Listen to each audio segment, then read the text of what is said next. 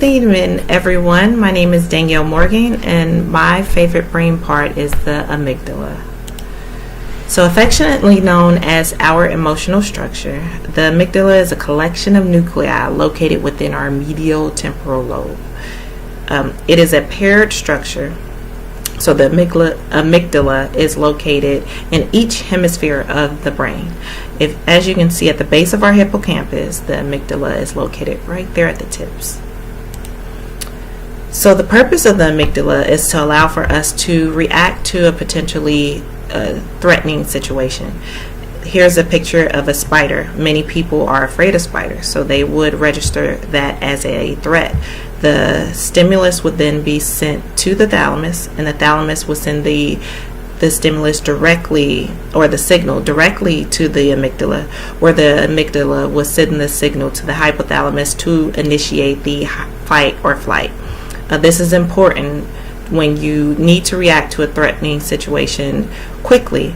It decreases or it eliminates the cognitive processing systems to allow for you to evaluate the scene. You don't have time to evaluate the scene. You need to react immediately, and the amygdala allows for us to do that. So the functions of the amygdala. The amygdala is important for behavioral learning, for appropriate reactions during intense situations. Example, if you hear a loud crash in the house, first it initiates the freezing reaction where we freeze, and then it initiates the autonomic regulation for fight or flight once again.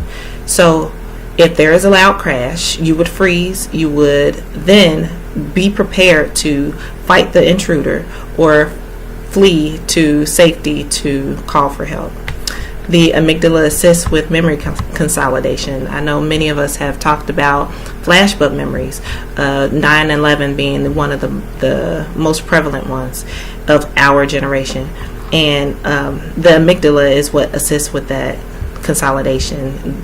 Emotional memories are stored better, and a big function of that, or the big reason for that, is the amygdala. So recognizing fearful expressions and reacting to them appropriately.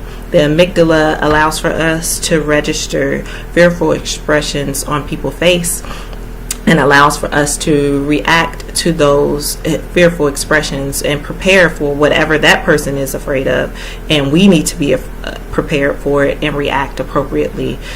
A lot of these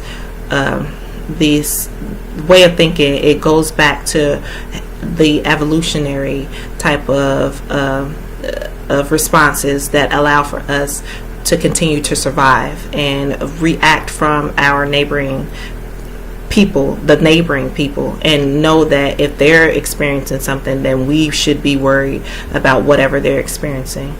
There is a person by the name of SM. She is a patient whose amygdalae were destroyed. She could experience all other emotions except for fear. So this is a video clip of SM. Please definitely check it out. It is very interesting.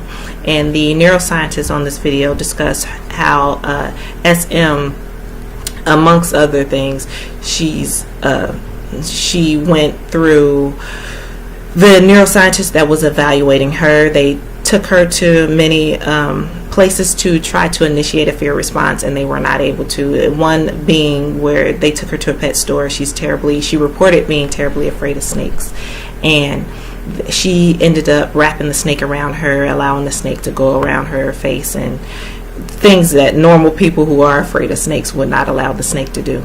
So the fear response is an important evolutionary response to ensure continued survival. They also discussed her going through a vacant lot, being robbed, and continuing to go through that same vacant lot every time that she would go walking wherever it was that she was walking.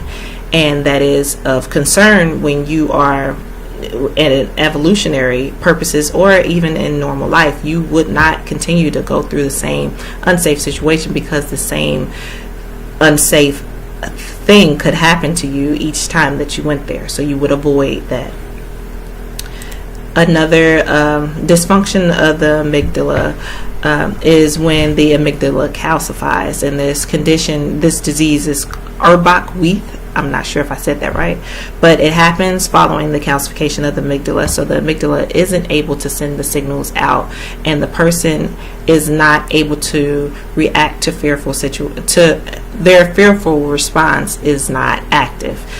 This is a picture of a young girl, about 14, I believe, and her amygdala are completely calcified. They took the scans because she presented with decreased fearful response and is not functioning appropriately.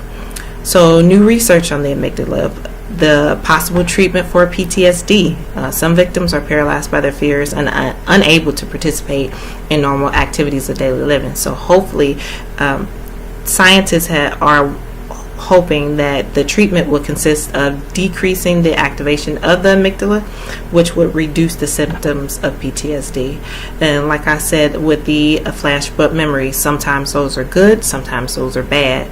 And with PTSD, that would be a bad re-encounter every time that you remember that memory. So if they can decrease the symptoms or decrease the activation of the amygdala, then that would then decrease the PTSD episodes. Thank you all for listening. This is a list of my references. Please check out the video. Have a good night.